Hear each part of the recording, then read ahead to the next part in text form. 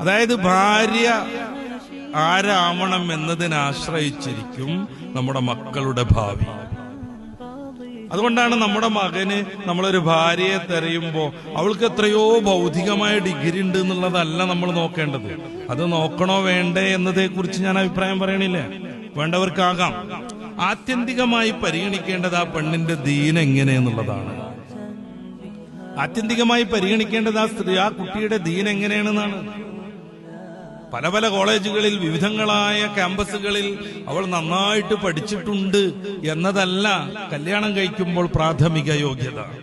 നേരെ മറിച്ച് അവൾ 5 വഖത്ത് നിസ്കാരം മുടക്കാറില്ല, അവൾ ഖുർആൻ ഓതാറുണ്ട്, അവൾ മാതാപിതാക്കളെ മാനിക്കാറുണ്ട്, കൽപ്പന കൊടുക്കാറില്ല, എന്ത് മാതാപിതാക്കൾ പറഞ്ഞാലും അംഗീകരിക്കും വിധത്തിലുള്ള നല്ല മനസ്സുണ്ട്, അവൾ ബന്ധുമിത്രാദികളോട് നല്ല ബന്ധം പുലർത്തുന്നവളാണ്, അവൾ പാവങ്ങളോട്